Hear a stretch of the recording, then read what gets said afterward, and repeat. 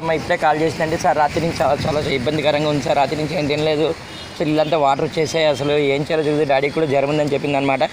వెంబడే నేను స్వర్ణని అలర్ట్ చేశాను. స్వర్ణ ఏం చేసిందంటే పాపం కొంచెం అన్నం వండింది, అన్నంలో కొంచెం కర్రీ అవన్నీ చేయడానికి టైం లేదు కాబట్టి కొంచెం ఫ్రైడ్ రైస్ లాగా చేసింది అనమాట. అంతే పోపన్నమంటారు చూడండి, అలా చేసింది అనమాట. చేసి 2 వాటర్ బాటిల్ అది ఇచ్చింది. నేను కూడా కార్ తీశాను. ఇప్పుడు కమలా నగర్ నుంచి హైత్ నగర్ వైపు వెళ్ళానండి. యాక్చువల్గా ఆ రోడ్ అంతా కూడా కొంచెం మట్టిగా ఉంటుంది, మొత్తం కూడా అది చెరువు కట్లాగా ఉంటుంది అనమాట. It's a connecting road between BN Reddy and Hayath Nagar అనమాట.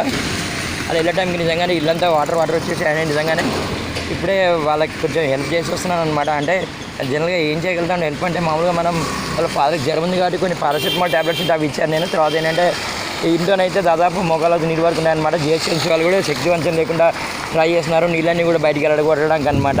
అంటే నాళాలు అవి ఓపెన్ చేసి పెట్టారనమాట. వెళ్ళడానికి నేను కూడా ఇల్లు చాలా దూరం ఆపడం అనేది అయిందనమాట. ఇలా నాళాలు అనేవి చాలా ఓపెన్గా ఉంటున్నాయండి, చాలా జాగ్రత్తగా ఉండాలన్నమాట. చూసినట్టు నాళాలో ఏ లెవెల్లో నీళ్ళు వెళ్తున్నాయో, ఈ నాళాలో మనిషి పడి కొట్టుకుపోయినట్టయితే ఎక్కడ తింటా కూడా తెలియదు.